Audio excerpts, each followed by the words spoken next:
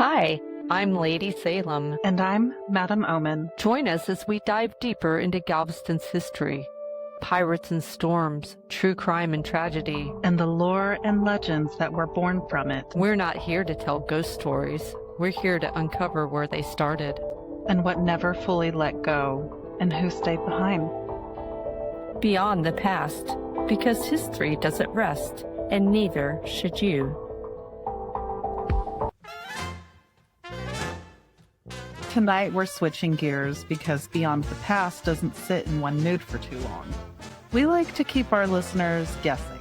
And tonight's mood is very different. Hi, I'm Lady Saelym.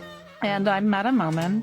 Tonight we're stepping into the space between allowed and caught, where one glance could ruin your night and one right door could change it forever. And we're not telling this like a textbook. We're telling this in a way that it would have felt through the people who lived it. Different eyes, same error, one story, and one Lord Michaelson to help us tell it. Take it away, Lord Michaelson. January 1990. The nation ratified the 18th Amendment. By late 1919, Congress passed the Volstead Act, and on January 17, 1920, the country goes dry. Not metaphorically, legally. But Galveston is a port built on arrivals. Sailors, travelers, cash that comes fast and leaves faster. And when you build a town on movement, you don't stop the current, you redirect it. You can feel it before you see it. The way people start walking like they've got somewhere to be, even though they really don't. A little more caution in the way strangers look at each other. Storefronts still glow at night, but the signs get a little safer. The names change. The air in the port city still carries everything. Salt, cigar smoke, engine oil off the docks, perfume on someone passing too close. So the sense of the world moving doesn't disappear. What changes is the quiet. Not what people do, but what they admit. Because Prohibition doesn't erase the appetite, it just creates a new kind of economy, secrecy. And secrecy needs systems. It needs vetting. It needs rooms that can look innocent at a glance. That's where the fear comes in. Not fear of alcohol itself, but fear of misreading the rules. Saying the wrong thing to the wrong person. And the thrill is also attached to that risk like a spark.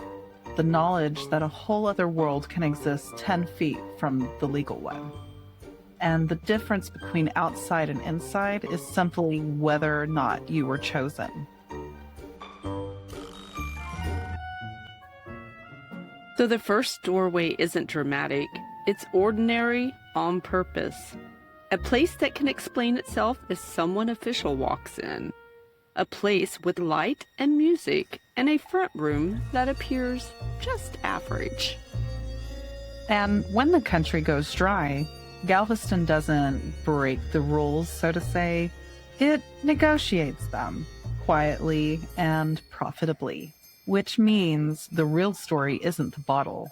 It's who controls the access. In 1920, the nation is learning new laws. Galveston, on the other hand, is learning new doors. By the time the law takes effect, the island has already learned the simplest survival skill. You don't advertise what you can't defend. You disguise it. You soften it. You bury it inside something respectable. Clara finds the place the way people find it in a city that's learning to whisper. She hears about it twice from two different mouths. Just the implication that if she wants something the country just outlawed, there's a way to get it if she knows how to ask for it. So she dresses like daylight on purpose. Plain coat, modest shoes, hair pinned proper, not memorable. From the street, it looks harmless. A counter with a row of stools, a little radio playing something cheerful, a couple of customers lingering like they're just avoiding going home. lights in the window, and signs that promise normalcy. But there's a performance going on in that front room. A kind of normal that's just a little bit too careful. And the worker behind the counter isn't a bartender on paper. He's just a man with a towel, wiping the same spot again and again. And Clara sits where she can be seen, hands visible, still, palms down. She doesn't ask for whiskey. She does not say bootleg. The man decides whether she's safe to even talk to. And the way it works, she doesn't give him a request. She gives him a connection. Not a name, not a note. A phrase that means someone already vetted me and decided that I'm the kind of person who won't talk to the police. So she leans in just enough and says it soft, like she's ordering something ordinary. I'm here for the ice. And then she adds a few details to prove it. The kind of reference that's meaningless to outsiders, but is very specific to the insiders. And that's when the room changes. Not visibly, but you do feel the tone shift. Because the worker isn't guarding the liquor. He's guarding the door. And the door isn't the way that you would picture it.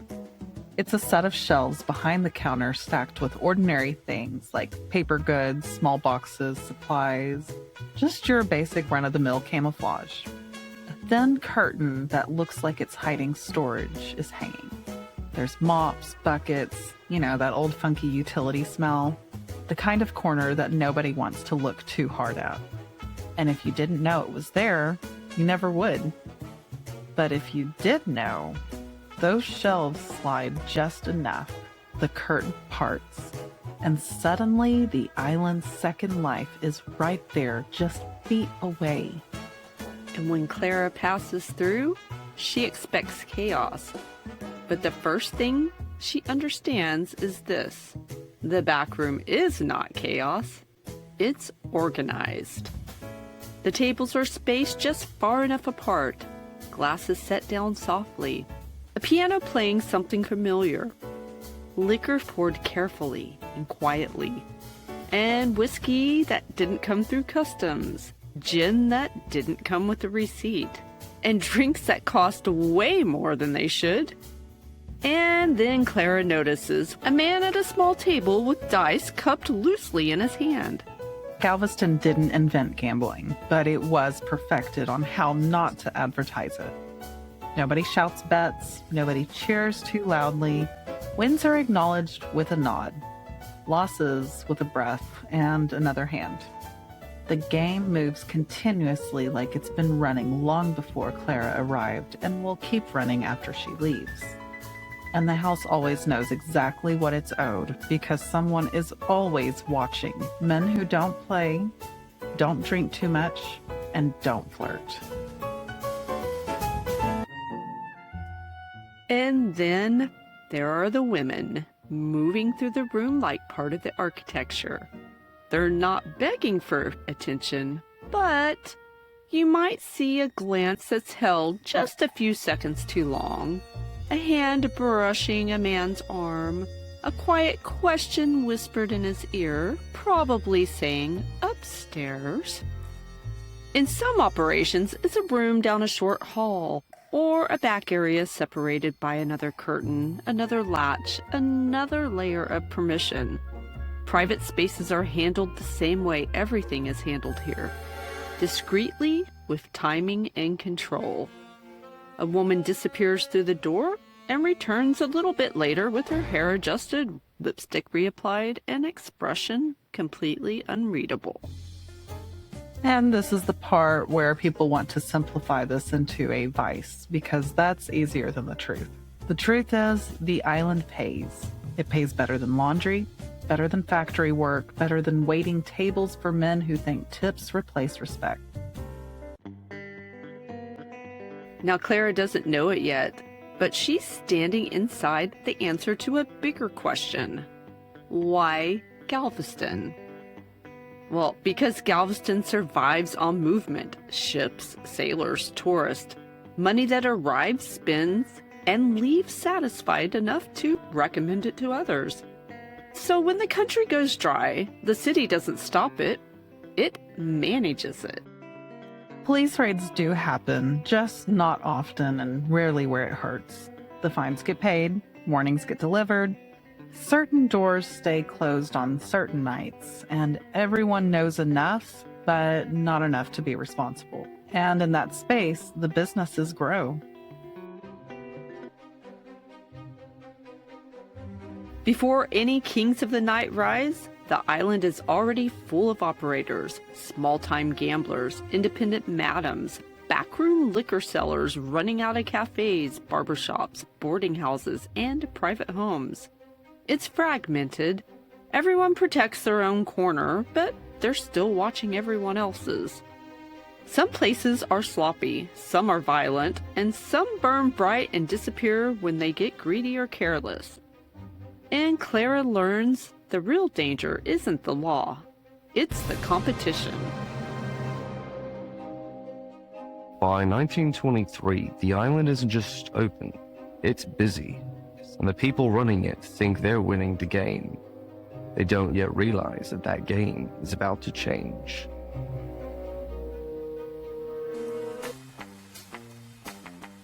Prohibition didn't create vices, it created markets for them. And markets don't remain scattered forever. They organize, they centralize, they protect themselves. Now, when Clara first walked through that hidden shelf door, the island felt like patchwork. Little rooms, little operators, little empires that could collapse in one night. But by the mid-1920s, something shifts. The island's open life begins to look a little less like a gamble and more like industry. You see it in the way certain places stop feeling improvised. They get nicer furniture, the lighting gets a little better, the staff gets a little calmer, and door policies get a lot stricter. Because the longer prohibition lasts, the more predictable the customers become. And predictability is profit. The island attracts people who want what they can't get at home. Liquor, cards, women, adrenaline, and anonymity. Sailors with cash, travelers on a weekend, men who don't want their names in their own towns being called out. And in a port city, names do come and go. And that's why Galveston can do what the inland cities cannot. Now the language changes. In 1920, you still hear fear. But by 1926, you hear confidence. The code words get smoother and the front rooms get better and more believable. Music that sounds wholesome. Coffee that actually smells like coffee. But behind that shelf door, it's the same golden light, the same careful pours, and the same quiet games. And here's where we need to say the quiet part out loud. A place doesn't run like this without protection from somewhere. A nod from the right official and a warning before the car turns the corner.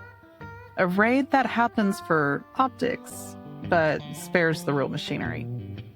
A fine that gets paid and forgotten. And a city that benefits just enough to look away.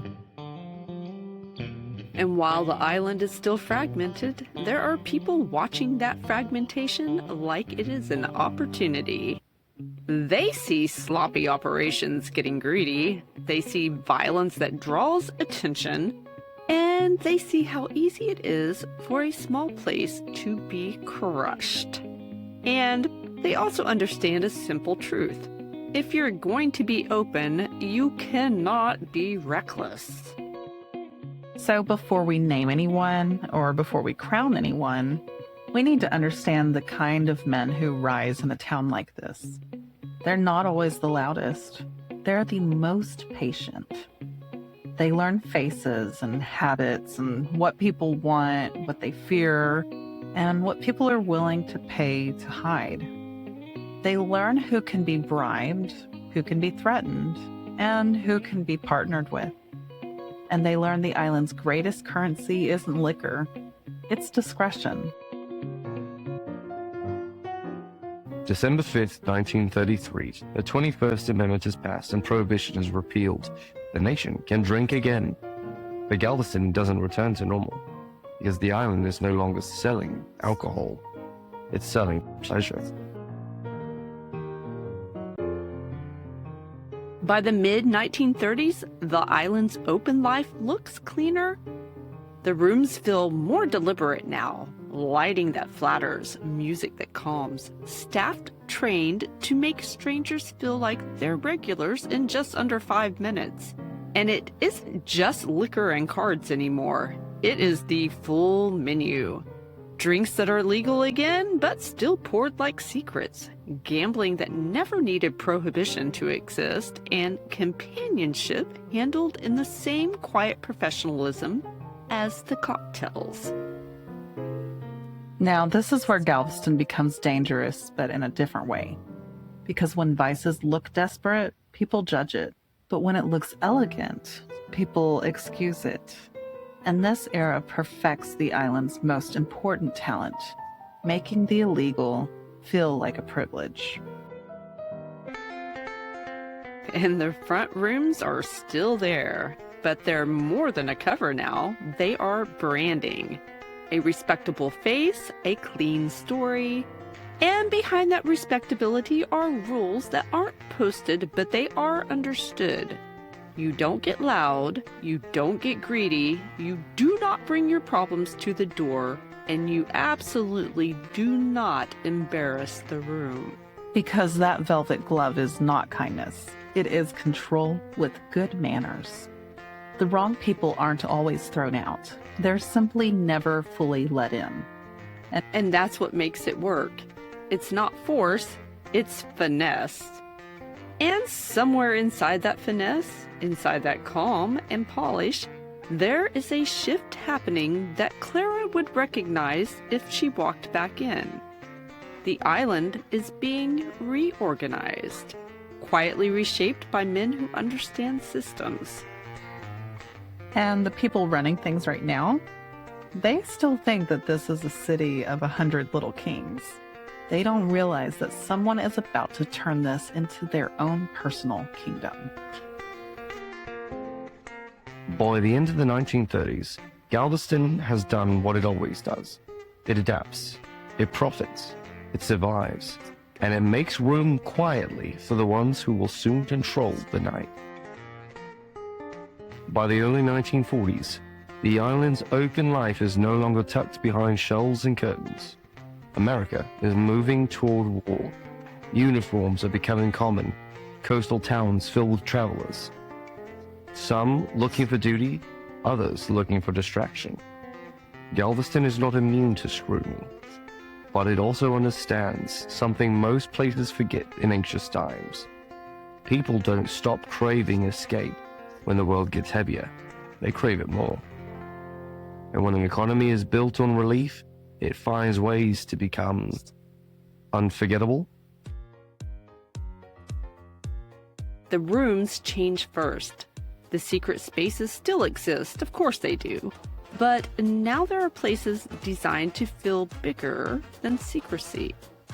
You can hear them before you see them, music spilling out towards the street in confident waves instead of careful leaks. The kind of noise that makes you turn your head and think, that's where the night is. And the crowd changes too. It's not just sailors and locals anymore, although they're still here. Now it's businessmen passing through, couples on weekend trips, men who look like they have reputations they'd like to forget for a few hours. Women dressed like they're not afraid of being seen, and tourists with cash and curiosity. The island gets very good at reading what kind of customer you are the moment you step onto that sidewalk. By this point, the system understands something that Clara didn't yet have words for in 1920. You don't just sell liquor, you sell the feeling that the rules don't apply to you in this room. The longer this goes on, the more the island learns how to package it. Not as lawlessness, but as an experience. The staff moves like choreography, clearing tables before you think to ask, replacing an empty glass before it looks empty, how entrances are placed so you feel like you're stepping into a world with its own weather. And then this is where it becomes Galveston. You get the illusion of distance. A place built out towards the Gulf, a room that feels separated from the street, separated from consequences and the ordinary lives that people will be returning to in the morning. The wind carries salt and music together. The boards underfoot feel different than any city sidewalks, more hollow, more alive, like the building itself is breathing with the tide. Inside, the air is warmer, perfume, cigar smoke, the sharp bite of liquor. This room is here to make you forget the world. And when you realize that, you realize what it really is. It's not a speakeasy anymore. This is a destination. Destinations attract two things at once: customers and watchers. Because by the early 1940s, what's happening in Galveston isn't unknown. It's discussed, still carefully. It's hinted at in the way that people plan trips. It's tucked into phrases like, "You'll have fun there." And when something becomes famous for being open, it begins to draw the kind of attention that doesn't clap at the music. Now we introduce our next set of eyes. A cigarette girl, a hostess. The kind of woman who moves through the room like she belongs to every table, and yet no table belongs to her. She's close enough to hear everything, close enough to notice patterns, and to feel the movement as the air shifts. She's wearing a fitted uniform, clean and a little theatrical, a tray strapped over her shoulders with cigarettes, matches, gum, and little luxuries people buy without even thinking about it. She smiles for men who look through her, for couples pretending not to fight, and for lonely travelers who just want a human face with their escape. But what she's really doing is observing. Who orders the expensive stuff? Who tips too much? Who never tips at all? Who drinks and loosens? Who drinks and tightens?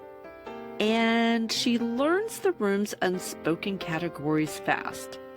The ones who are here for fun, the ones who are here for business, the ones who are here to be seen, and the ones who are here to see. The room still has layers. The public layer of music, dining, laughter, people who go home and tell a harmless version of what they did. And the private layer of gambling handled with quieter hands, arranged in ways that don't interrupt the respectable story. The kind of gambling that requires people who know how to lose without making a scene. And then the layer that never gets named at all. Companionship moved by timing, permission, and money that doesn't want receipts. This is not a random vice. It is structured, managed, and priced. And the cigarette girl feels something Clara didn't yet recognize in 1920. The room doesn't just protect itself from the law, it protects itself from messes. Mess draws attention, creates witnesses, and creates headlines, all of which we want to avoid. So the staff becomes part of the machine.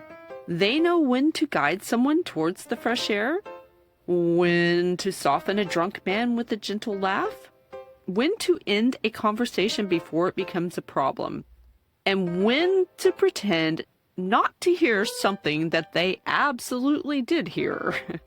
And because she's always moving and always smiling, always harmless, she sees the real truth of this place.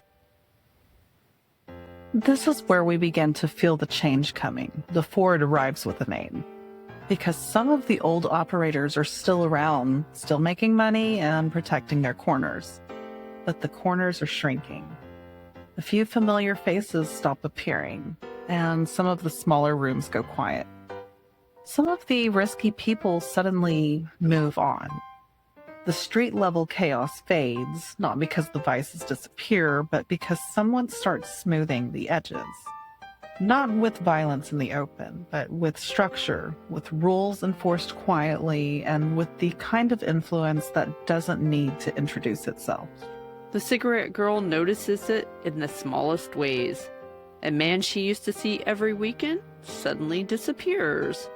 A dealer who used to run a sloppy game somewhere else now appears here. A doorman who used to laugh out loud now keeps his eyes sharp and his mouth sealed. The island is reorganizing again, but this time it's deliberate. Galveston has learned how to sell escape like a luxury product. But luxury attracts management, and management attracts power. Soon the island will stop being open by accident and become open by design. Next time on Beyond the Past, the island stops feeling like 100-year kings, and it becomes a kingdom. And Galveston learns what it costs when the night finally has a crown. This has been Beyond the Past, because history doesn't rest. And neither should you.